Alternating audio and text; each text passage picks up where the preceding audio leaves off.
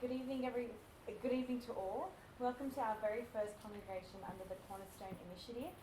Cornerstone acts as St. John's very own initiative in which we gather as Catholics to hear the Word of God. Happening on a monthly basis, Catholic speakers from all over Sydney join us here at St. John's in sharing learned insights into the Catholic faith. Tonight, we warmly welcome Mr. Robert Haddad to our humble parish. Mr. Robert Haddad is a well-reputed member of our Catholic community, holding qualifications in law, theology, physiology and religious education. He has philosophy and religious education. He has written various books and takes much of his life to devoting and celebrating the Catholic faith in all his jubilants. Without further ado, let us welcome Mr. Robert Haddad to speak on the topic, what is creation without the Creator? Thanks, Renee. Sorry for that. Sorry. No. Physiology is something completely different I'm so sorry. philosophy. Yeah, that's all right. Well, thanks for inviting me here. I've been to this parish before a few times, given the presentations and attended other people's talks here as well. I know your priest very well from years ago, long before he even entered the study of the priesthood, so I'm honoured to be here. So thanks very much. I presume we go for about an hour, is that right? Is that about there? But of course, I'm here for as long as you like with questions, but I don't want to drag things on for too long, considering it is a Sunday night and many of us have work tomorrow. But very interesting topic. I've never been asked to speak on this topic before, and it's quite a unique question. And the simple answer to the question, what is creation without the Creator, is nothing. There would be no creation without the Creator. When we say without the Creator, we're presuming there's no Creator. If there was no Creator, there wouldn't be creation. This is the Catholic perspective. Now, I know that people who are atheists, who don't believe in God, would argue with that point most vigorously. And this is the point of tension between us and them. They see creation, or they see a universe. I wouldn't say, they can't call it the universe creation, because that in itself denotes there must be a creator. They see the universe, they see being exists, and then they try and work out for themselves how such beings exist there in a circumstance where there's no creator. For us, it's the other way around. We believe in a creator, and therefore we study creation or being in the light of that creator. If there was no God, now I'll stick to the Catholic perspective strictly for most of this presentation. If there was no God, nothing would exist. What does nothing look like? Really, we can't imagine it, because none of us have ever encountered nothing. There's no such thing as nothing. Nothingness. Even between you and myself, there are billions of atoms and molecules that we can't see. Nothing. If nothing existed, there would be nothing to contemplate what nothing is. If nothing existed, there would be no intellect to understand nothingness. There'll be no one to write about it, to speak about it. That's what nothingness is. Absolute nothing. From all, not even, you can't even say from all eternity. There's not even time. That's what nothing is. For us, this is the mystery. Why is there anything? And we say because there is a creator who created. And then we've got other questions we need to ask. And we will ask some of those questions and give answers to those questions. Now, when we talk about God, and let's start with pretending we're young kids. And some of you would have asked this question in the past. Who made God? And that's a fair enough question for kids, because they're growing up, they're in a world where they see things beginning and ending. They see old people dying. They see babies being born. They see kids starting school and leaving school. They have an understanding of beginning and end.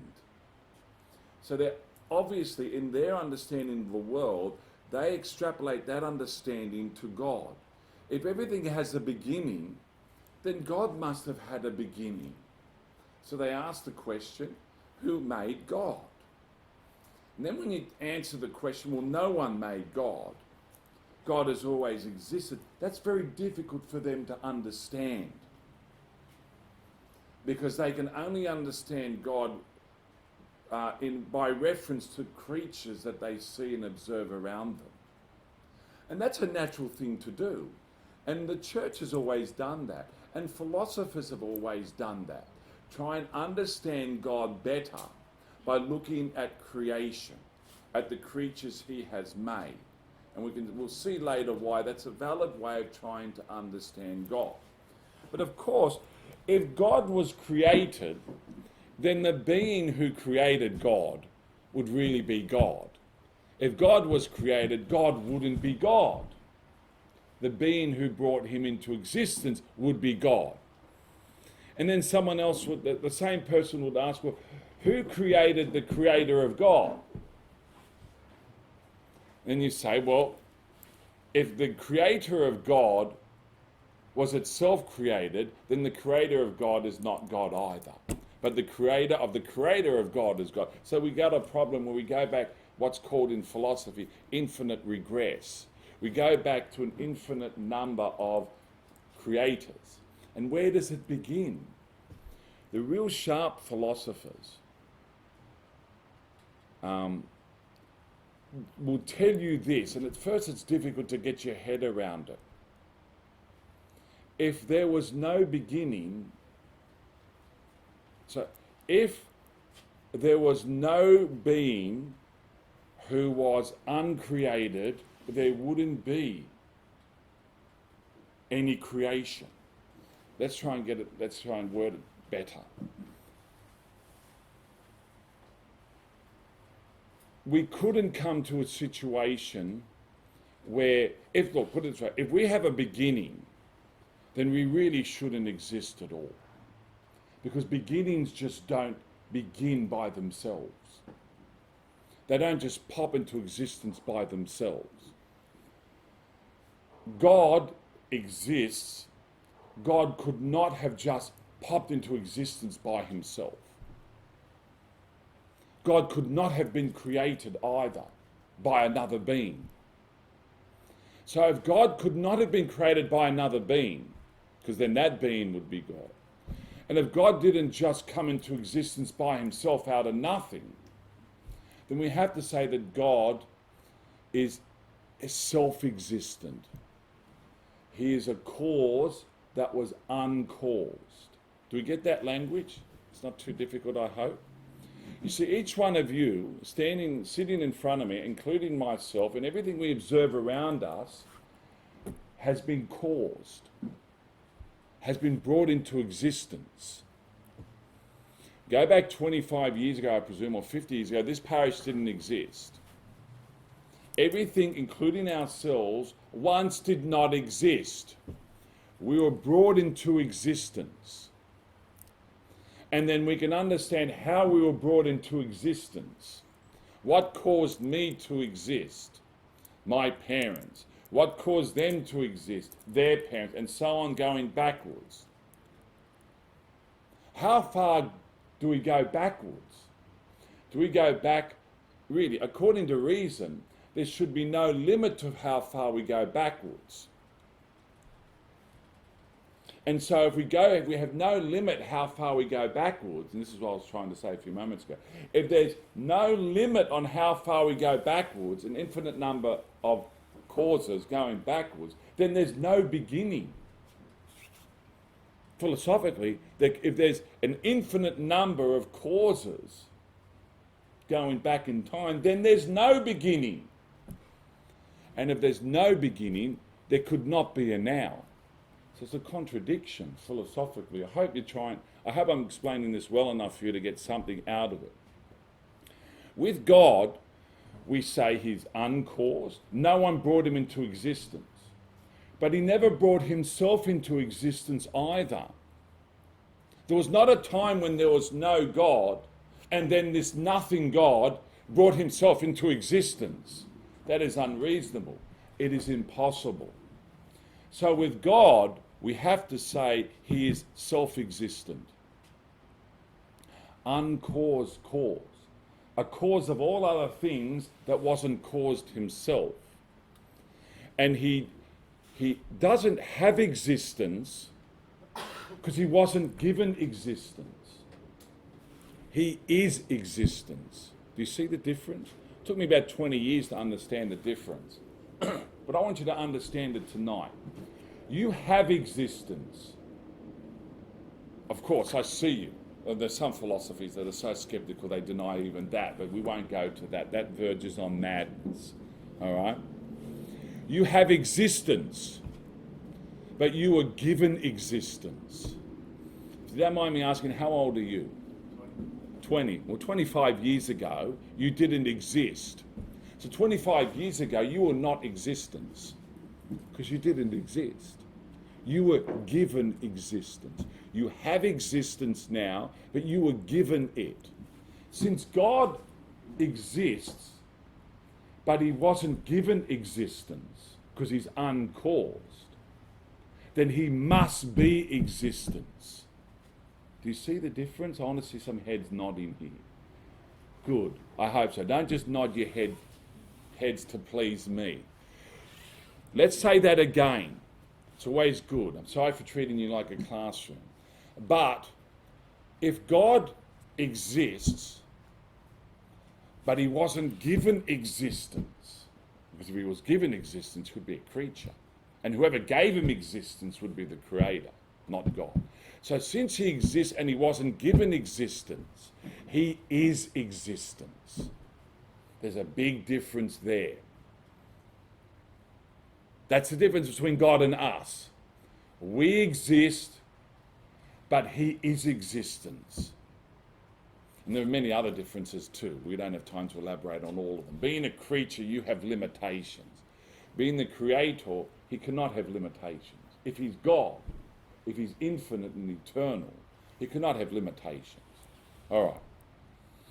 Now, this idea of God being existence rather than having existence or being given existence, God tried to explain that to Moses.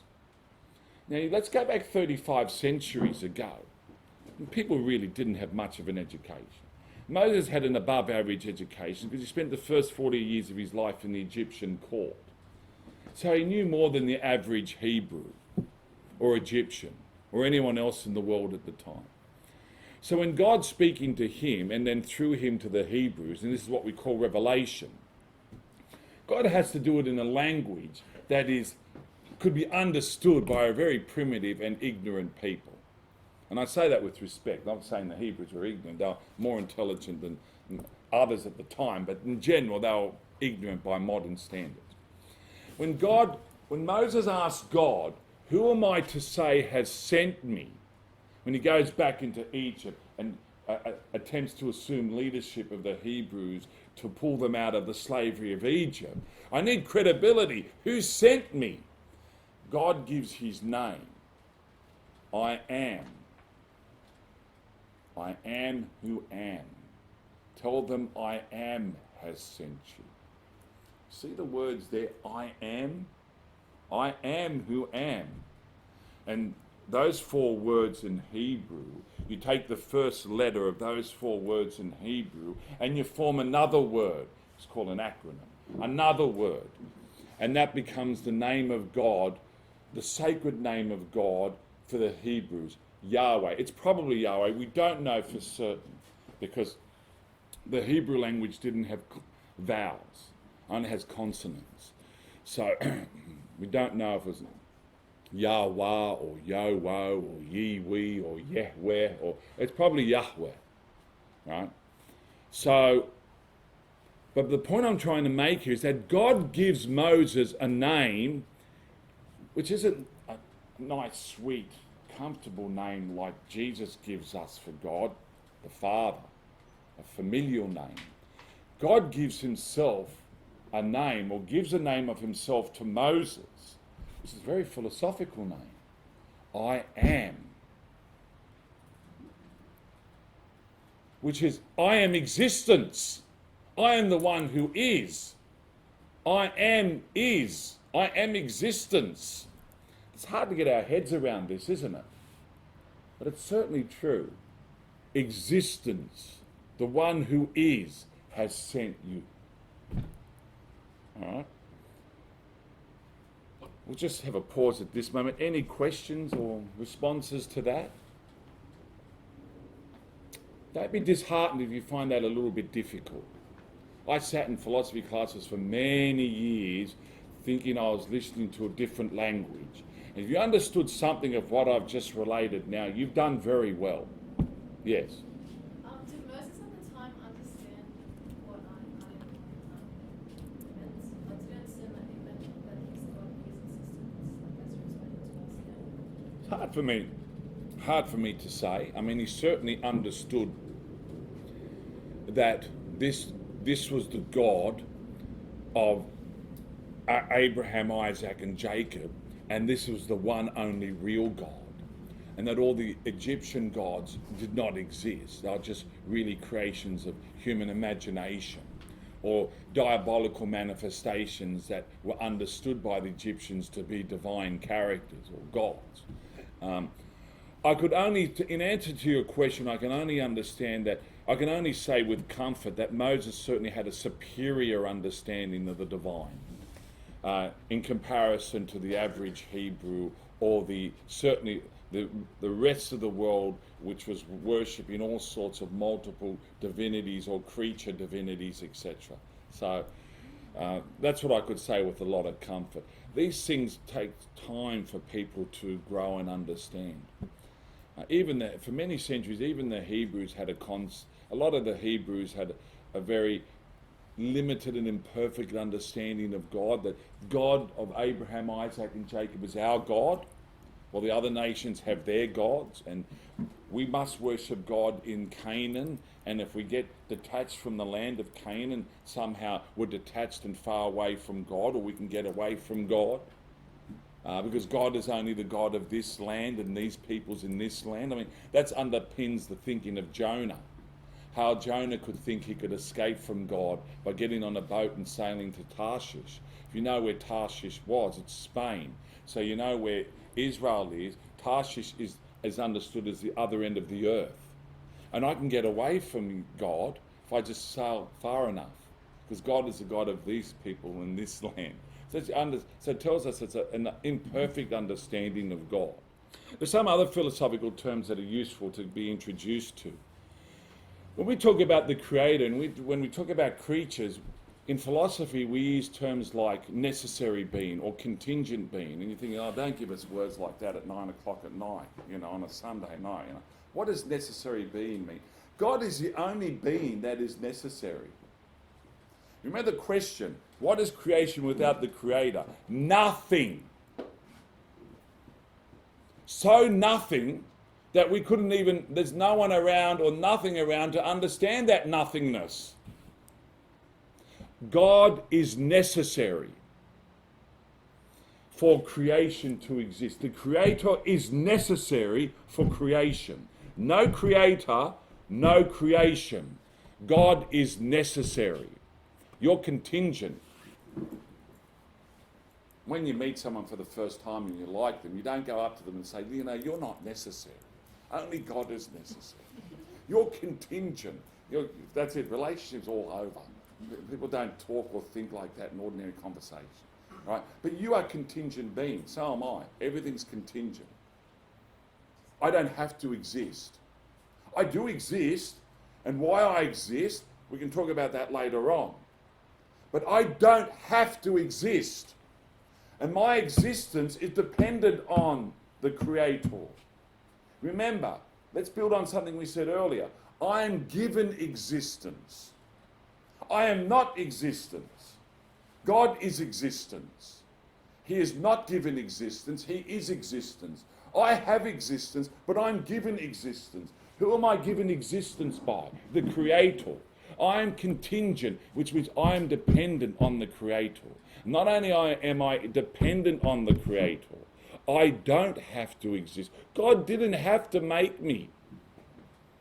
Or if he could have made me, he could have made me something else, something better, or something lesser, something worse. He could have made me a flower.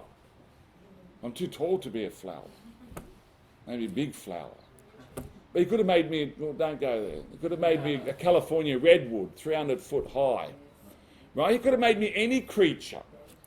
But then I wouldn't be me if I was a tree. Because if I'm a tree, I'm not a person, so I can't be a me. Right? But you're getting it. I am contingent, which means I'm dependent. I'm dependent on the Creator. And not only am I dependent on the Creator, I don't have to exist.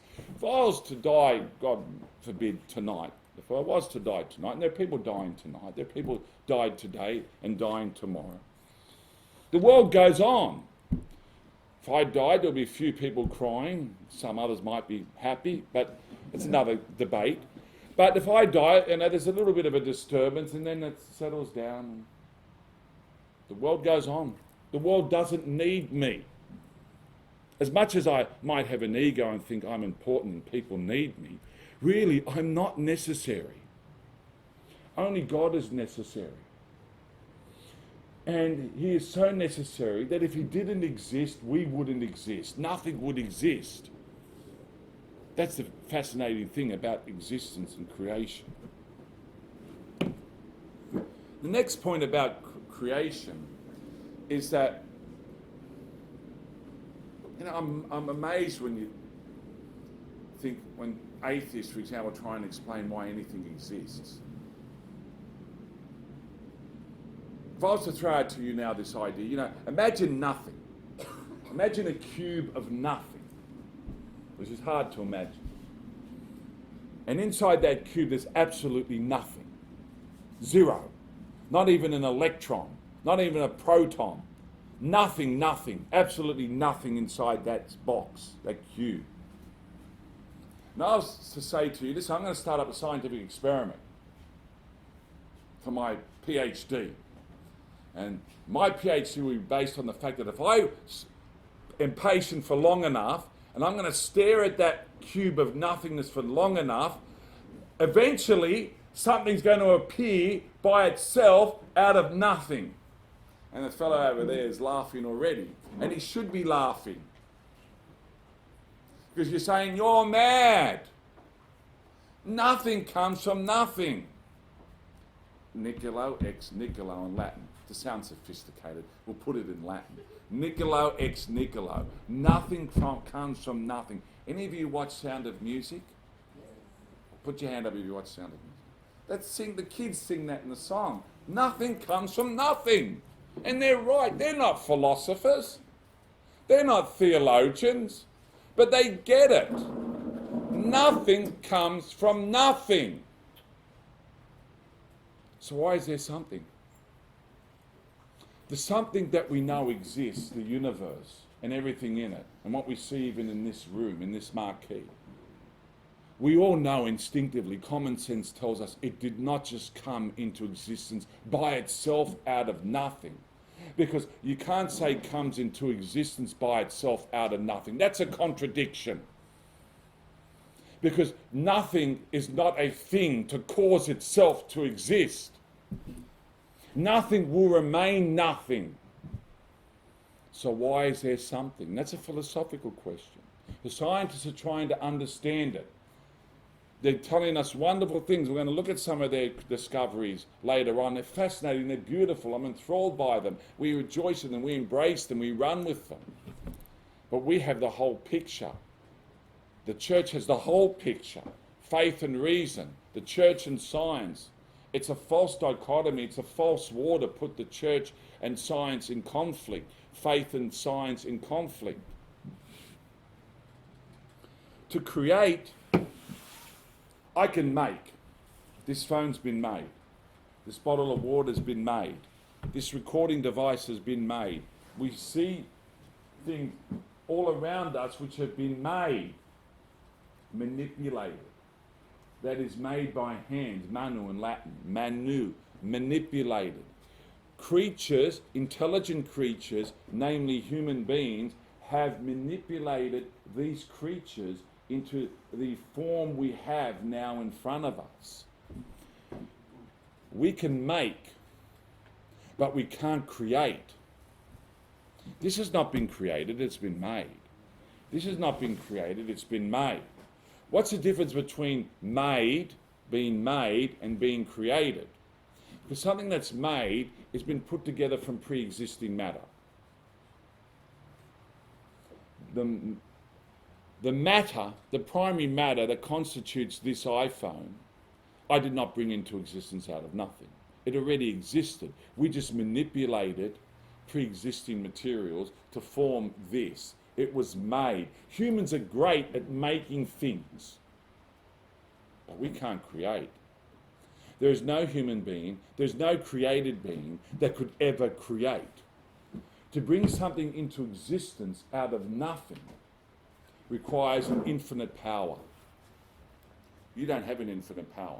I do not have an infinite power. No person, no body of persons, no nation, no kingdom, no planet, no solar system, no galaxy or combination of galaxies, or if you combine all the power and energy in the universe, can bring anything into existence out of nothing. When you see scientists telling us, observing through the Hubble telescope, that new stars are being created, they just got the language a little bit wrong. The new stars are being made from pre-existing gases. They're not being brought into existence out of nothing. When you watch some of these shows, as I used to do in the 1990s, they're fascinating programs called Walking with Dinosaurs. Anyone seen those shows, Walking with Dinosaurs? They used to say, in 180 million BC, the Triceratops appeared. You're right, it did appear. What, out of nothing? Just decided to come into existence. The Triceratops decided, the non-existent Triceratops decided, a non-existent Triceratops hasn't got the ability to decide, but this is what they're saying. A non-existent Triceratops had the ability to say, I'll bring myself into existence out of nothing. Or it was brought out of nothing by someone like, when I was a kid, used to pull out these plastic dinosaurs out of the Cocoa Pops packet. Brought in, came into existence out of nothing. What, it just came out of a Cocoa Pops packet. And these are intelligent people talking like this as if they have the full complement of knowledge. And they're destroying the ignorance of faith. They're leaving a lot out of the picture. I'll tell you, Triceratops did appear 180 million years ago. Out of nothing. It did. But there was a creator who made it happen. It didn't just come into existence suddenly. And it didn't transition to existence from transitional forms. We don't have the transitional forms of pre-Triceratops-like creatures. I'll explain that later again. So we can make, but we can't create. Creation requires an infinite power.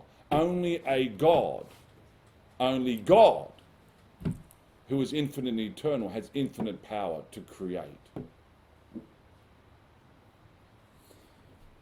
Why do things continue to exist? Everything tends to decay. I'm decaying. I've lost my hair, my back, 4 bulging discs, arthritis in the hips and the knees and the ankles and the shoulders and the neck. I'm decaying. Everything decays where it gets worn down. You don't do maintenance on this church, it will tend to decay. You don't clean your house, it tends to decay.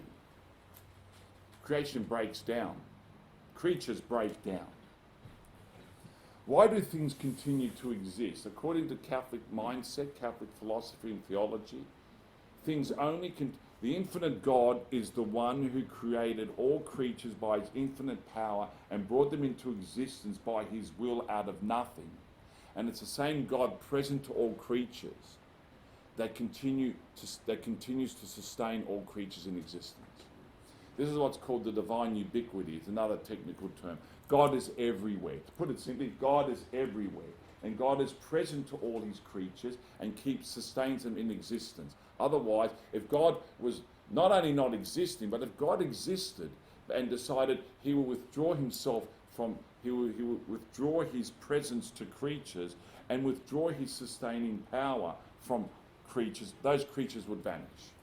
So God not only brings into existence creatures by his infinite power out of nothing, he continually, by that same infinite power, by being present to creatures, maintains them in existence. And we have to understand, though, here, that in the Catholic mindset, the creator is always distinct from the creation. We're not pantheists. Pantheism is the idea that the universe is God. No, the universe is distinct from God. The universe is a creature. The universe is therefore not the creator. The universe is not God. The universe is created by the creator and reflects the creator in one or more ways, but is distinct from the creator. Pantos in Greek means universe, and theos means God. So pantheism is the belief that the universe is God. It is not. Not for us. That some pagan beliefs subscribe to that view. Some people today might subscribe to that view, but it's not the Catholic view. Now, stop me at any time, ask me questions at any time, please. I don't want this to be a monologue. And I want you to know that you're comfortable and understanding what's being said. Now, we're assuming here, from what we've said already, that there is a creator who's infinite and eternal and all-powerful, and God created all creatures. That is, he brought all creatures into existence by his infinite power out of nothing. That's creation. Then the next question, that's a good philosophical question, is why did God create? Why does God create? Why does he create? Someone tell me, why do you make things? Why do you as a human being make things? It's a simple question. It's not a trick question. Why does any human being make things?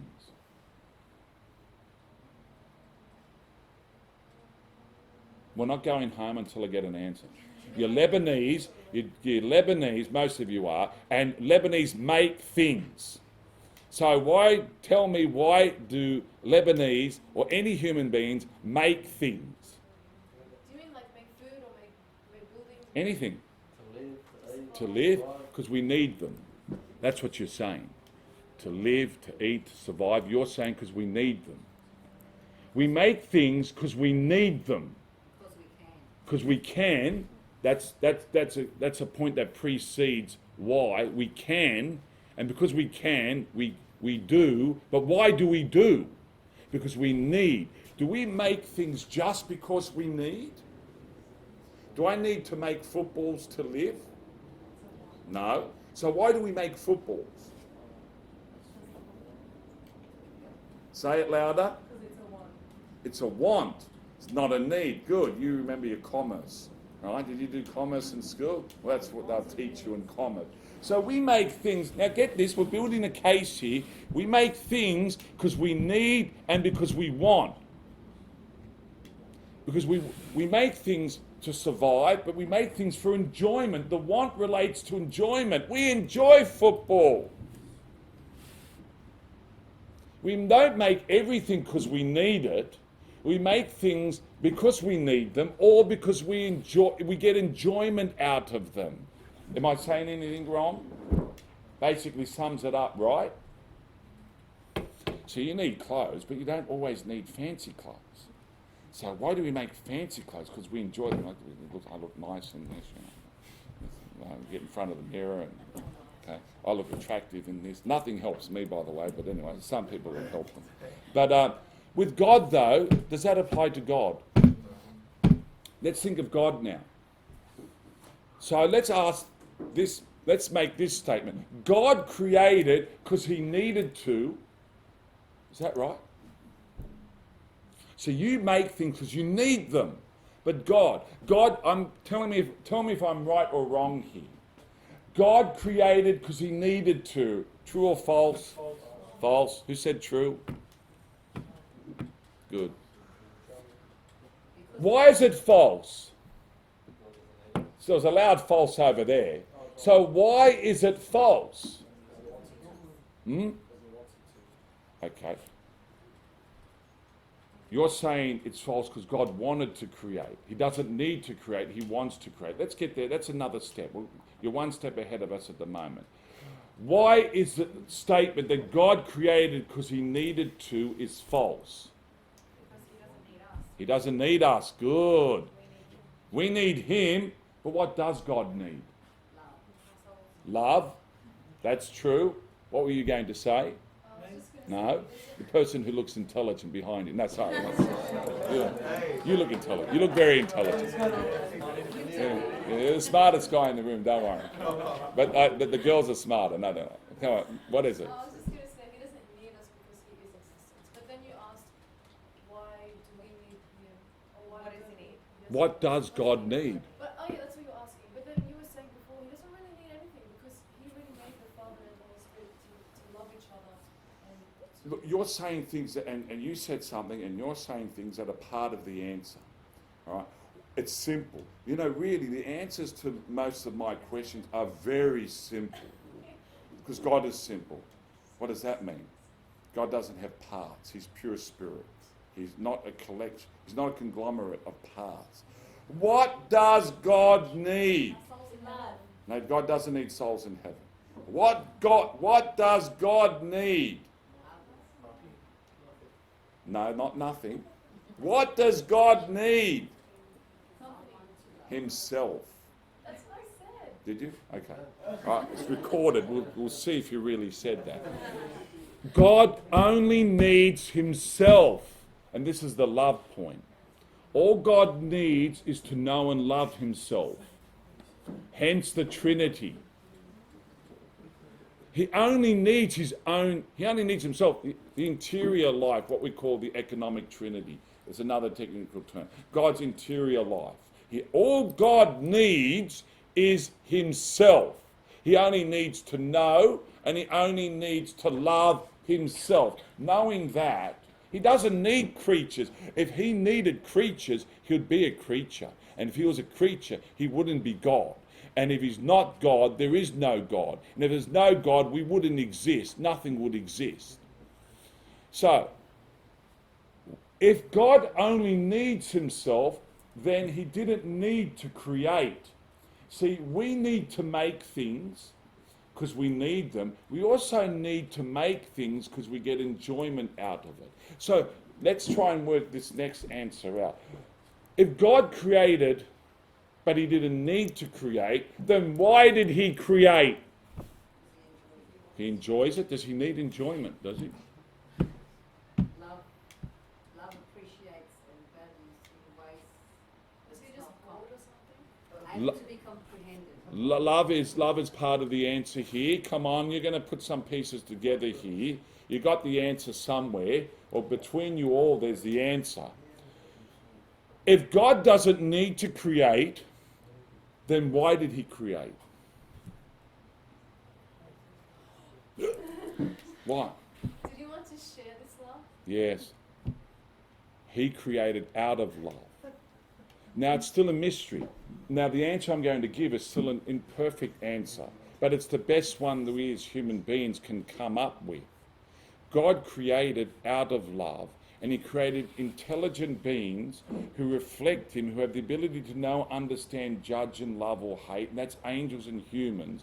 He created intelligent beings who could receive the love and give back the love, or give back at least a creaturely love.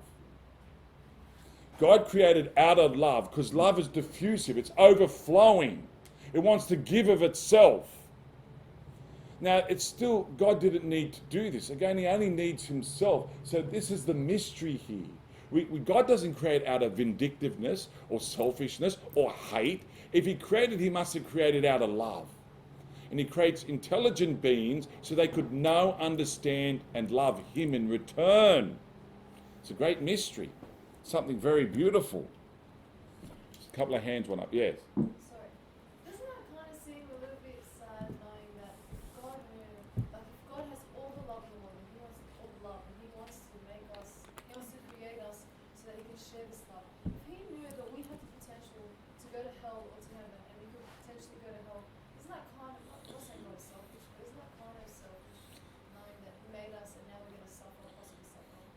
If he created creatures that could only go to heaven, they wouldn't be angels or humans.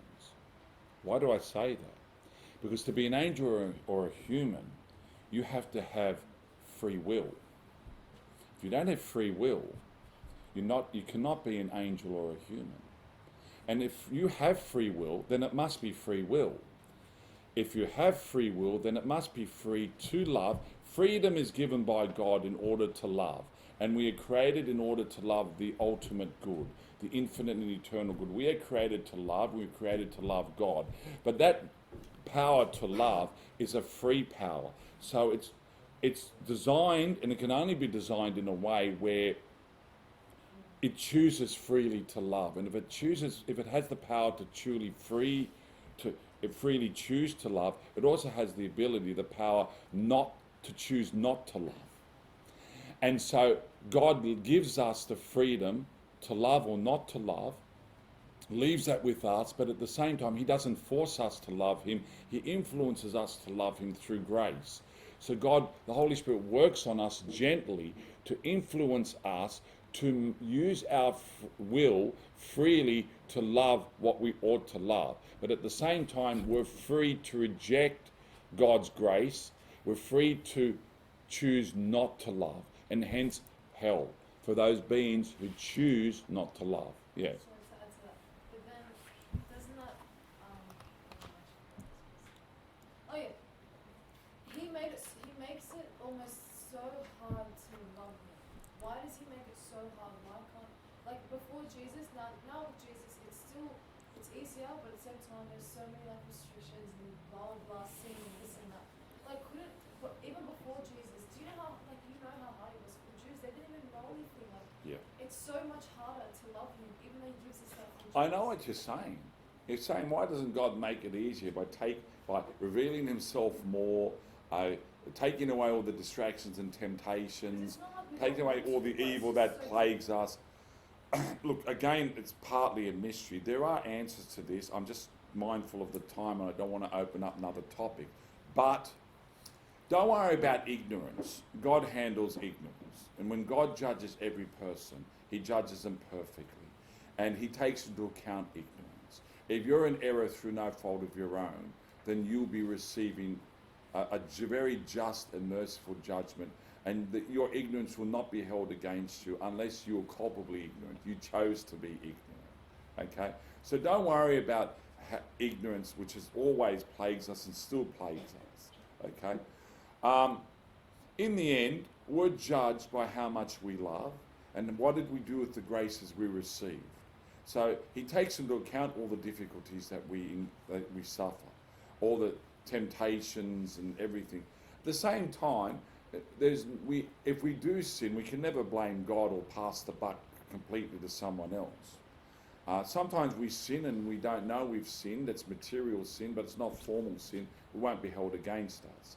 But if I know something to be wrong and I freely choose to do that wrong thing and I freely consent to do that wrong thing, then I'm held responsible. I'm culpable.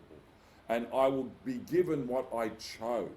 In the end, everyone is given by God what they chose. No one's in hell through someone else's fault or God's fault. If there's someone in hell, they got what they chose. If they love creatures above the Creator, if they love themselves above all things, then they will get themselves as their reward. That's the problem. We're made for the Creator.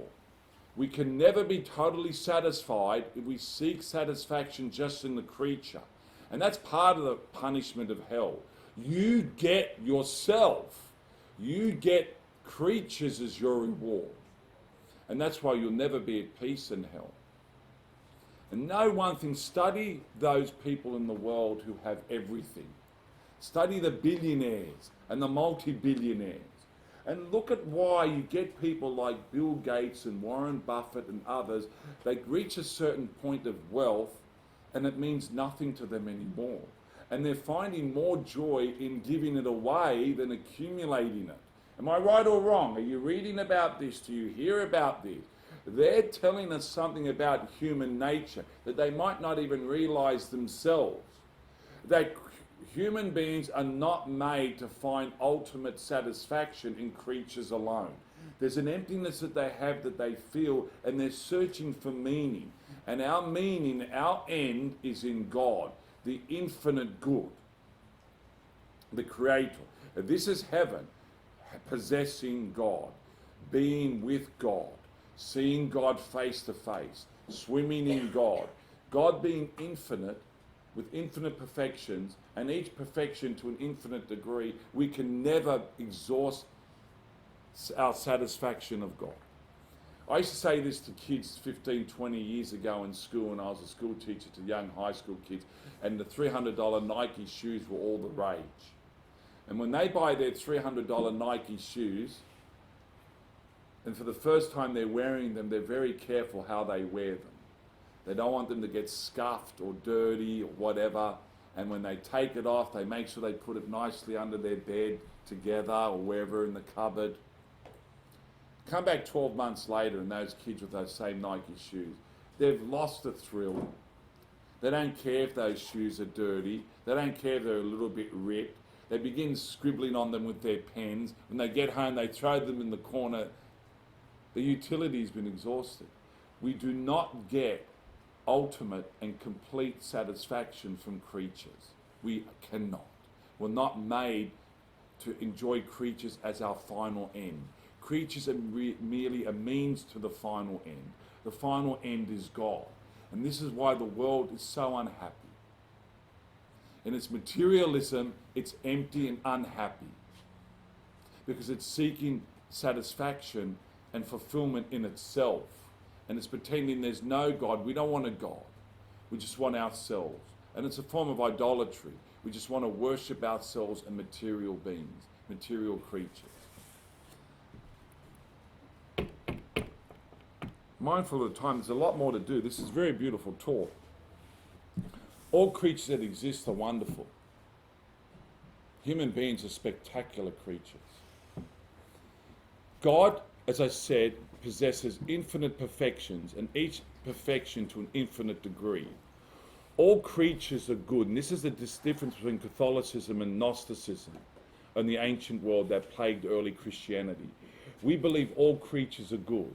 Genesis says, with each phase of creation, God described it as good, good, good, good, good.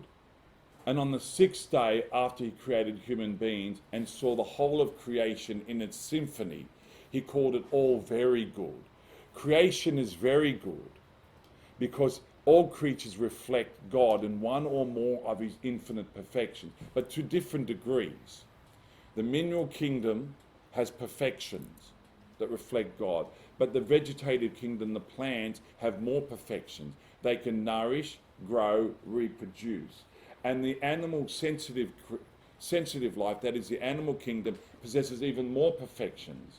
They can do all those things, plus they can run. They have locomotion. They have external senses. They have internal senses. And humans have all those perfections plus more. We have an intellect to understand concepts, and we have a will to love. And angels are even more perfect than we are, and even more like God, because they're more beautiful, more powerful, with a greater intelligence and greater, more powerful will. So we have all these gradations of creatures that we see outlined in Genesis and we see around us today. And all these creatures reflect God in one or more of his infinite perfections. And we're more perfect than lower creatures. Imagine a world where everything was just the same. A universe where everything was just the same. All bricks, red bricks. And a person came and looked at that universe and thought, that's not much of a universe. A universe that has variety in creation reflects more what God is like. Reflects more of God's infinite perfections and gives us a better understanding of how glorious and infinite God really is.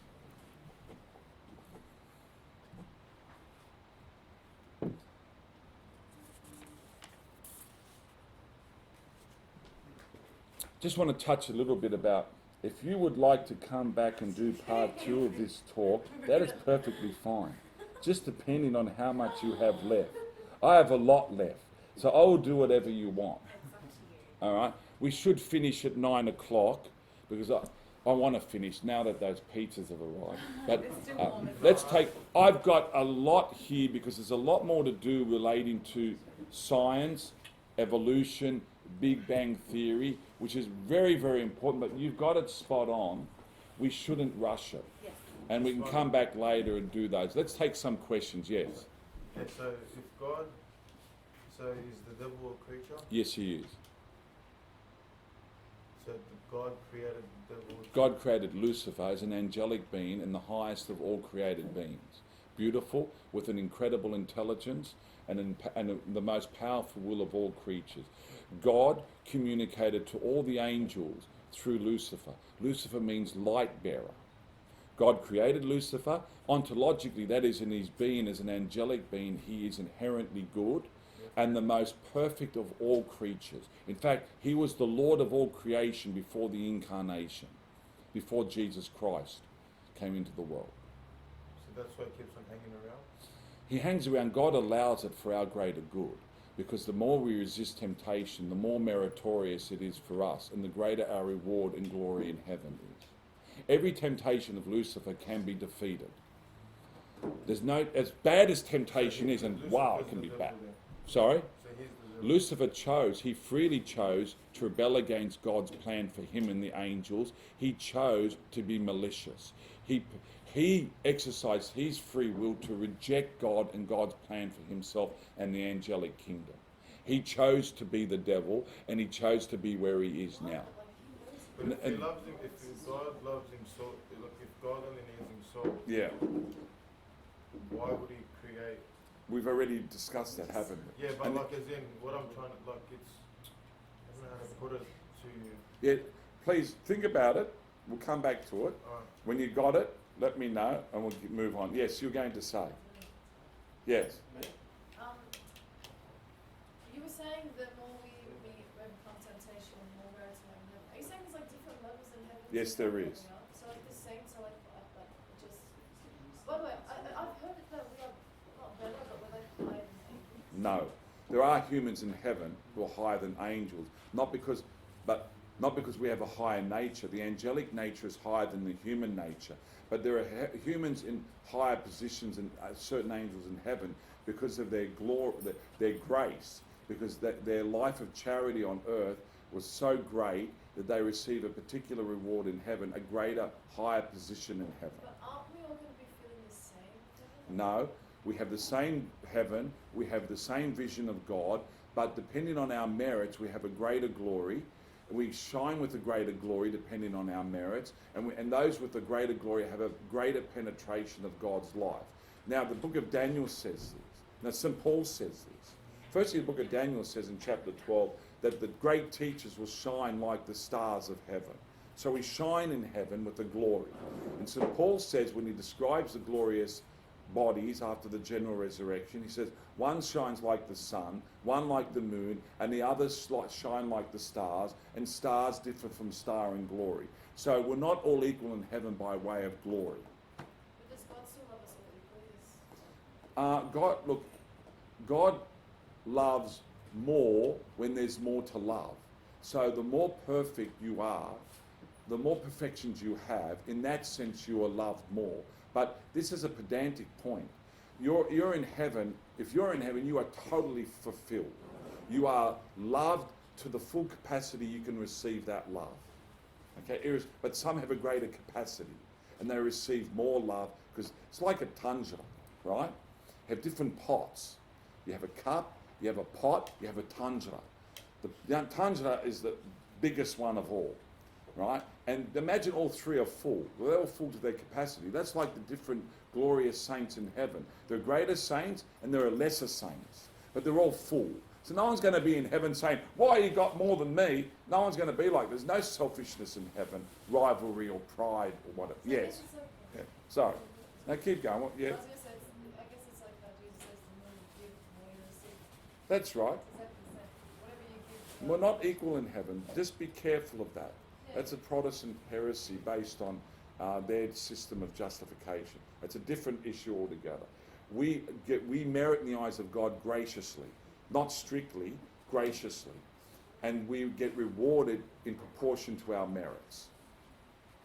What you mentioned earlier in terms of how we all made in the image of God, such as we all love each other and whatnot. So where did people such as like atheists and Islam come on? See, because of the original sin and the fall, what entered into humanity was ignorance. What we had before was infused knowledge, plus a clear intellect, an unimpaired memory, and a will which was very strong, that wasn't burdened by physical disorders, concupiscence, indebility, etc. So ignorance came into the world through original sin, and from there, ignorance means lacking knowledge we should have, lacking due knowledge. And from there, that's when humanity goes in all different directions.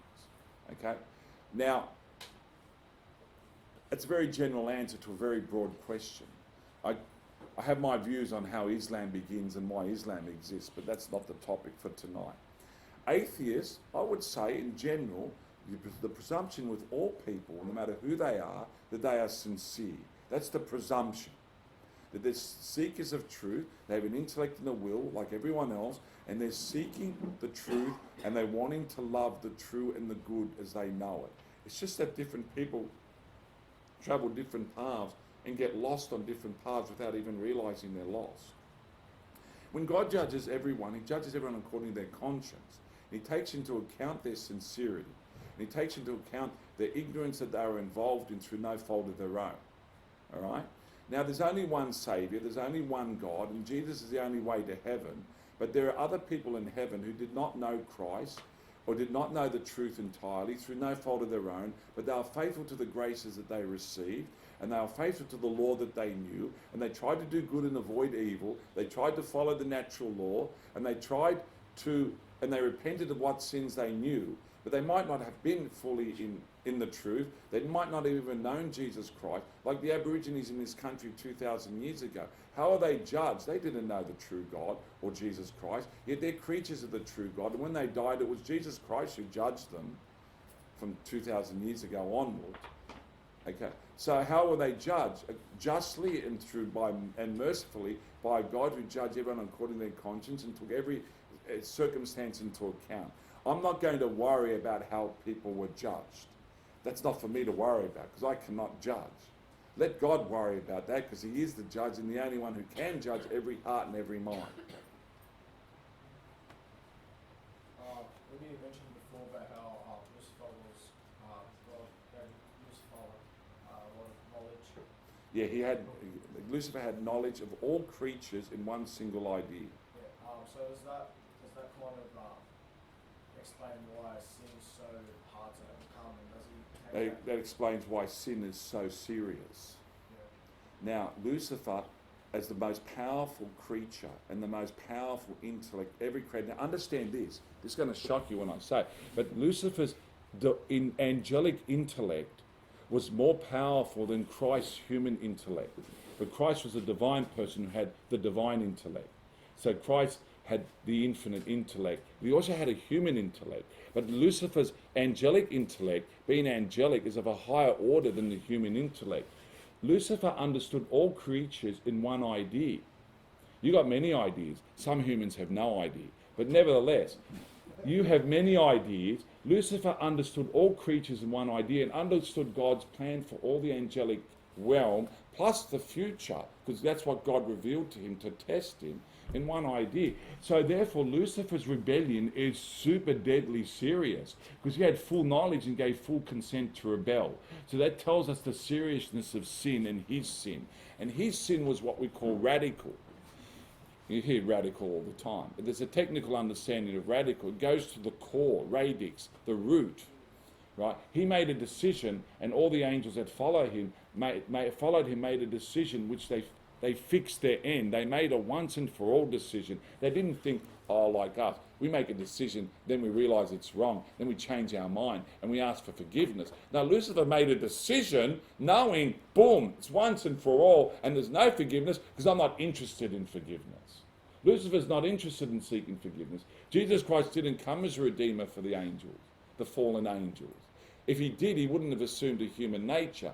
The Word assumed a human nature because he came as a redeemer for the human race. He didn't come as a redeemer for the angelic realm that rebelled, because they're not even seeking redemption. They don't want it. God created for them what they wanted, what they chose. Hell was created for them because that's what they chose. They want themselves. They wanted Lucifer's. Look, we don't know this for certain. It's a theory. And I like this theory.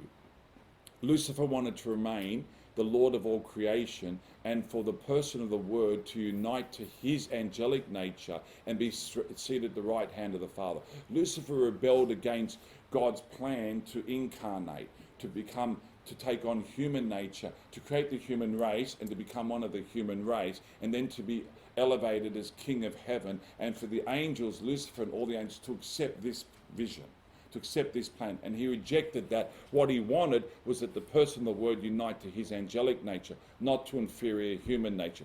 Now, where did I get this from? It's a theory. It goes back to the late Middle Ages, Franciscan, St. Bonaventure, Duns Scotus. It's not formal church teaching, but I tell you what, it sounds logical. Yes. So with God, Lucifer turned against him, why would he give him so much knowledge? But see, this is the mystery. It relates to the question we had earlier in the day, earlier in the night. God knows everything, past, present, and future in one idea, okay? He knows everything. And he also knows the infinite array of possibilities. That's where even Lucifer doesn't know. Lucifer doesn't know the infinite array of possibilities. God knows all things past, present, and future, and the infinite array of possibilities. So God knew when he created Lucifer that Lucifer would rebel. Of course he did. So he didn't have to create him, but he created him, and that's the mystery of the love of creation, why God chooses to create. But to create Lucifer as an angel with freedom, who could use that freedom to love him as his ultimate end, it's also freely possible for that same creature to reject him. If God creates creatures only if he knows they're never going to sin, then you wouldn't exist, ladies and gentlemen. Think about it. If God only created creatures that he knew would never sin, none of us would exist. There wouldn't be a human race. There wouldn't be a human nature. Now, these are mysteries. Understand, the church has a penetration and understanding a lot about God and his plan, but we have this veil of mystery, which is a beautiful veil, and we will only fully understand the whole picture when we're in heaven. It's not an excuse passing the buck. The scientists of this world have a lot of veils too that they can't penetrate.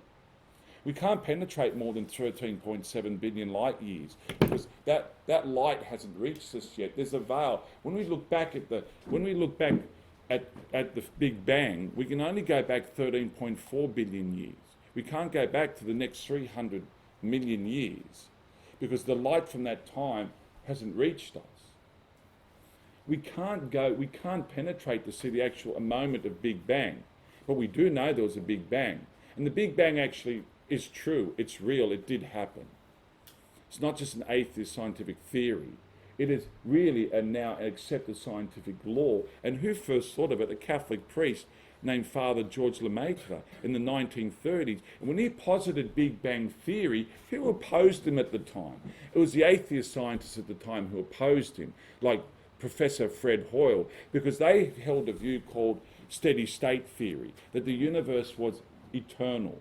The universe was never created. Because to say that the universe was created, had a beginning, is to imply there was a creator. And if you're an atheist, there's no creator, so the universe wasn't created. It must have always existed, so the universe is eternal. So for George Lemaitre, the Father George Lemaitre, to come on, he was a physicist, astrophysicist. When he came along building on Einstein and then realised, observing what's called redshift in the universe, that all matter is moving from a central point outwards, then there must have been a beginning point where it was all inwards, where there was what we call, the scientists now call, the singularity. And scientists will tell you, not me, not the church, will tell you that all matter and energy in the universe once existed in one singularity, which had a diameter of 1/billionth of a millimetre. Did you hear that? All matter and energy in the universe existed in 1.1 billionth of a millimetre in diameter. How small is that? And then one day it went bang, what's called the expansive phase. This is Max Planck, the German physicist. It went into expansive phase. It's called Big Bang. That's not against our faith. That's not against Revelation. That's not against the book of Genesis. And the book of Genesis says, in the beginning, God created. And he said, let there be light. Do you think God's going to use language that's passed on from Abraham to Moses and onwards through primitive people, that's scientific language? You know, redshift and the Planck universe. You use a simple language. Let there be light.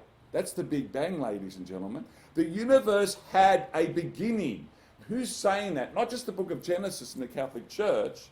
The scientists of today, at the cutting edge of science, are telling us the universe had a beginning 13.7 billion years ago, and the veil for the scientists is why?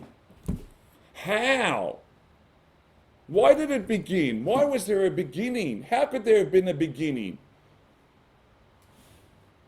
How, with beginning, you must have movement. How do you have movement without a mover? How do you have movement from the point of nothingness? Why is that singularity just sitting there for eternity and then suddenly it moves? What causes it to move? You probably think that's a simplistic question, but it's not. It's a very deep and serious question. If you've got a singularity that's sitting there, for how long? Think about it. Must have been sitting there from all eternity. If there's no God, the singularity must have been sitting there for all eternity. Why? What made it suddenly decide to move? What caused it to move? What caused it to go into expansive phase? There must have been a mover. And this is when you get to the philosophical proofs for the existence of God. One of them is that God is the unmoved mover. Movement proves the existence of God, because we must go back a chain of movements back to an original mover that was unmoved. So you go back 13.7 billion years ago, and you go back to a moment where there was movement. Why was there movement? Science can't tell us why. Firstly, they can't penetrate yet to see why, but even if they could see why, they wouldn't understand why there was movement. There must have been a cause of the movement, and that cause itself was unmoved, and that cause we call God. And that's the end of the talk for tonight. That's how it is.